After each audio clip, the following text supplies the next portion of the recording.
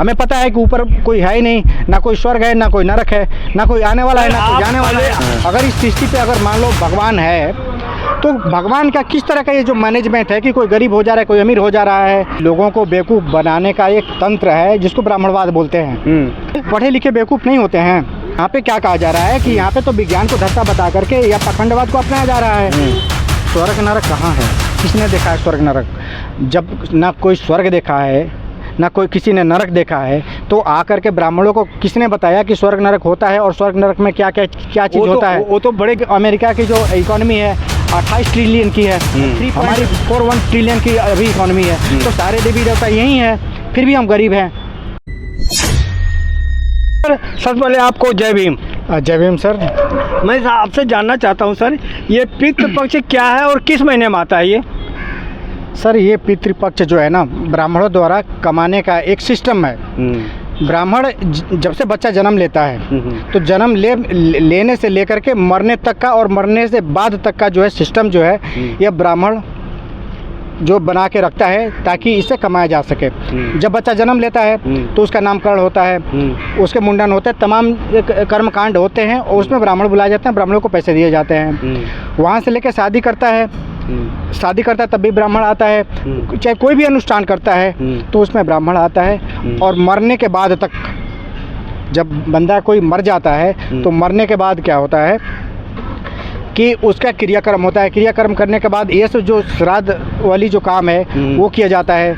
और ये कहते हैं कि ब्राह्मण को जितना खिलाओगे, जितना दान दोगे, वहाँ पे जहाँ पे आपके बाप दादा पूर्वज यहाँ पे गए हुए हैं, स्वर्ग में गए हुए हैं, तो वहाँ पे मिल जाएगा। मैं आपसे सवाल पूछना चाहता हूँ, ये कहा जाता है कि स्वर्ग नरक से कोई वापस आया नहीं है, जो गया है वो वापस नहीं आया है। तो जो स्वर्ग से या फिर नरक से वापस धरती पे नहीं आया है, तो ये इंफॉर्मेशन, ये सूचना ब्राह्मणों को कैसे मिलती है कि अगर और जब वो है ब्राह्मण को यहाँ पे खिलाते हो तो वहाँ पे मिलता है। तो मैं ये कहता हूँ कि अगर हम ब्राह्मण के पैर में कील ठोकते हैं तो क्या हमारे पिताजी और जो दादाजी ऊपर में बैठे हुए उनको दर्द होगा कि नहीं होगा? होना चाहिए ना। हाँ। इस सिस्टम के हिसाब से दर्द होना चाहिए। हाँ। तो यहाँ पे क्या है कि पाखंड हावी है। हाँ। और पढ़े लिखे जो लोग हैं वो बेवकूफ़ बने हुए हैं। हाँ। सर आप किसी के आस्था पे चोट क्यों पहुंचा? ये आस्था है तो वो लोग ऐसा कर रहे हैं। इसमें आस्था वाली कोई बात ही नहीं है। यहाँ पे तो ये पाखंड है और ये वैज्ञानिकता के तर्क और उस पर आधारित है। यहाँ पे तर्क और वैज्ञानिक जो सोच है उस पर बात ना करके पाखंडवाद की बात करेंगे तो पाखंडवाद पे सब विश्वास नहीं करता है ना। हमें पता है कि ऊपर कोई है ही नहीं, ना कोई स्वर्ग है, ना कोई नरक है, ना कोई आने वाला है, ना कोई जाने वाला है। आप ये बताएं, पहले आप आस्तिक हैं नास्तिक हैं, पहले ये बताएं आप। ना मैं आस्तिक हूँ ना नास्तिक हूँ। हाँ, तो इसलिए आप नास्तिक हैं, इसलिए आप। हाँ, इतना कह सकता हूँ कि हमें जो है भगवान पे कोई भरोसा, जो कहा जाता है ना कि भगवान पे भरोसा है, वो भरोसा नहीं है। क्यों? क्योंकि अगर भगवान है, अगर इस सृष्टि पे अगर मान लो भगवान है, तो भगवान का किस तरह का ये जो मैनेजमेंट है कि कोई गरीब हो जा रहा है, कोई अमीर हो जा रहा है, और भगवान के मर्जी के खिलाफ कोई पता तक नहीं डोल सकता है। आपको मैं बता देना चाहता हूँ कि भगवान लिखा हुआ है ना कि भगवान के मर्जी के खिलाफ जो है कोई पता नहीं हिल सकता। तो रोड पे जो एक्सीडेंट हो जा रहे हैं, ये किसके मर्जी से हो रहा है? किसी की बहन बेटी के जो रेप हो जा रहे हैं, वो किसके मर्जी से हो रहा है? क्या भगवान की मर्जी से हो रहा है? कहते हैं कि जो पितृपक्ष ये है तो इसमें कोई शुभ काम नहीं करना चाहिए। अगर शुभ काम करो तो अशुभ हो जाएगा। आपको न सोना चांदी कुछ नहीं खरीदना चाहिए। ये ऐसा है? ऐसा खाना भी छोड़ देना चाहिए इन्हें।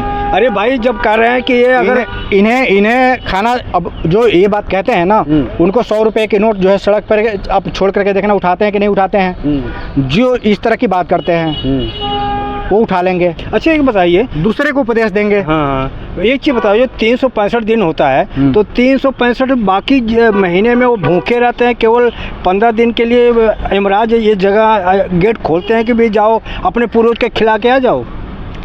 मैं क्या बोल रहा हूँ कि लोगों को बेवकूफ़ बनाने का एक तंत्र है जिसको ब्राह्मणवाद बोलते हैं कि भाई इस महीने में ये काम करना है, इस महीने में एक पूरे साल का शेड्यूल बांट रखा है इन्होंने। मैं ये कर रहा हूँ आपसे, आप कर रहा हूँ कि थोड़ा आपको सॉरी रोक रहा हूँ आपका। मैं कह रहा हूँ पढ़े लिखे लोग इसको कर रहे हैं, तो आप कैसे कर सकते हो कि गलत चीज़ होगा ये? पढ़े लिखे बेवकूफ़ नहीं होते हैं। अब एक डॉक्टर है, आपने देखा होगा कि एक डॉक्टर है गोबर खा रहा था और गोबर का जो है वो बेनिफिट्स बता रहा था, उसको कैसा डॉक्टर मानेंगे?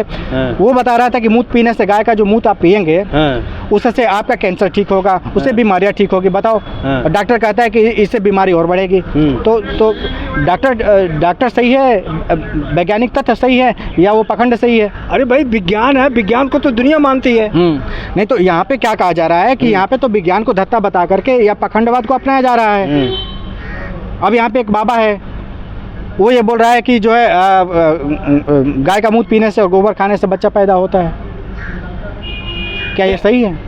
नहीं, एक चीज़ बताओ ये सर, ये तो सही नहीं है, लेकिन कह रहे हैं कि ब्राह्मण को खिलाओगे, दान दोगे तो आपका पुण्य होगा, अगर माँ बाप का खिलाओ तो पुण्य नहीं होगा।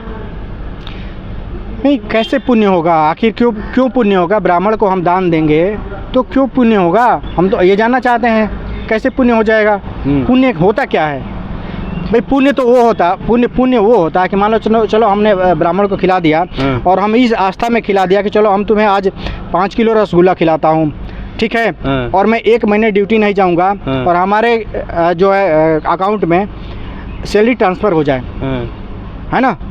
जिस आस्था को लेकर के मैं ब्राह्मण को खिलाऊंगा वो अगर पूरा हो जाता है तब हम कहेंगे हमें बेनिफिट हुआ है।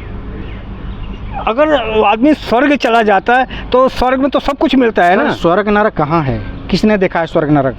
जब ना कोई स्वर्ग देखा है ना कोई किसी ने नरक देखा है, तो आकर के ब्राह्मणों को किसने बताया कि स्वर्ग नरक होता है और स्वर्ग नरक में क्या चीज़ होता है? वो तो बड़े ज्ञानी होता है, वहाँ क्या कहते हैं, वाराणसी से पढ़ के आए हुए रहते हैं, वो ज्ञानी होते हैं, उनकी बात सब सत्य शास्त्रों में लिखा हुआ है। ये कौन सी बात इनकी सत्य हो जाती है? बताओ, कोई एक बात बताओ जो कि इनकी बात सत्य हो जाती है। वो तो प्रूफ करते हैं कि हमारे ग्रंथों में लिखा है, हमारे शास्त्रों में लिखा है, शास्त्र कोई गलत नहीं होता है। इनके शास्त्र और ग्रंथ में क्या लिखा गया है?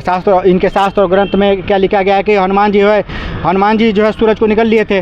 और बताओ, हनुमान जी जो है सूरज को निगल लिए थे, सूरज को कोई निगल सकता है?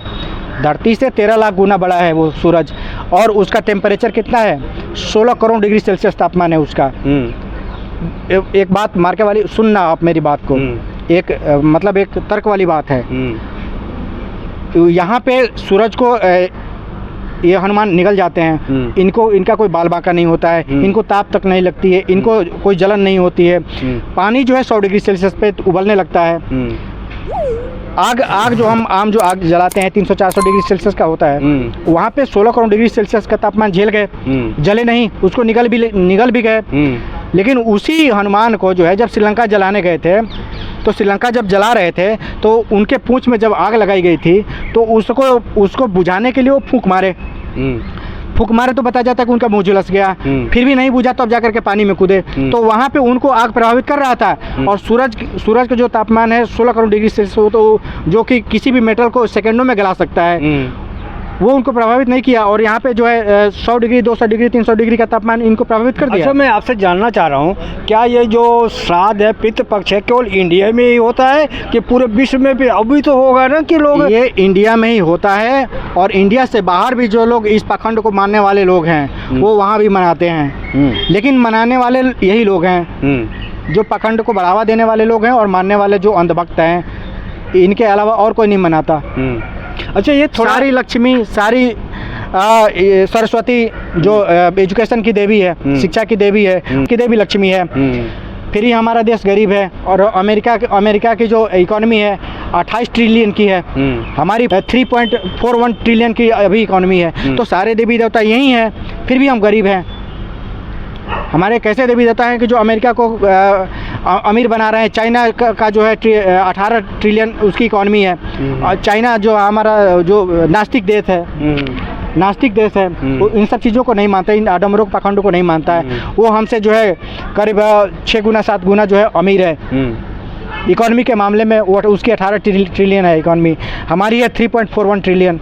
तो बताओ, इन देवी देवताओं का क्या फ़ायदा है? अच्छा, एक चीज़ बताइए, ये हमारे दर्शकों को समझाइए कि जो स्वर्ग में चला जाता है तो यहाँ से कैसे वो खाना वहाँ पहुँच जाता होगा। यहाँ जो वो यमराज खोल देते हैं कि भाई 15 दिन उनको खाना पानी सब कुछ जितना जो खाता हो, चाहे मीट मच्छी गांजा शराब अंडा जो भी खाता हो तो श्राद्ध में उसको खिलाओ। तो ये खिलाना वहाँ पहुँच जाता है, ये कैसे पहुँचता होगा? ये बात तो इन पखंडियों से पूछो कि भाई अगर मान लो किसी का वो है दारू पीता था तो इनको दारू पिलाओगे तो उनको मिल जाएगा, और इनके पैर में कील मारेंगे तो इनका कुछ नहीं होगा, होगा उनका जो हमारे पूर्वज हैं ऊपर आसमान में बैठे हुए जो लोग हैं उनका होना चाहिए ना।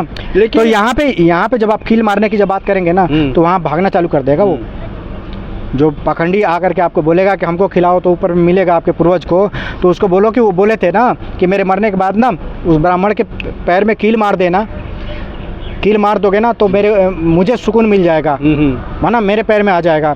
तो यहाँ पे मना कर देगा क्योंकि इसको पता है कि ये कील मेरे ही पैर में धंसेगी, किसी पूर्वज के पैर में नहीं धंसेगी। जी सर, आपसे बात करके बहुत अच्छा लगा।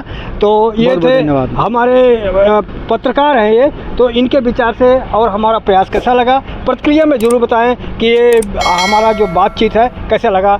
जय भीम, जय भारत, बहुत समय, दिल्ली।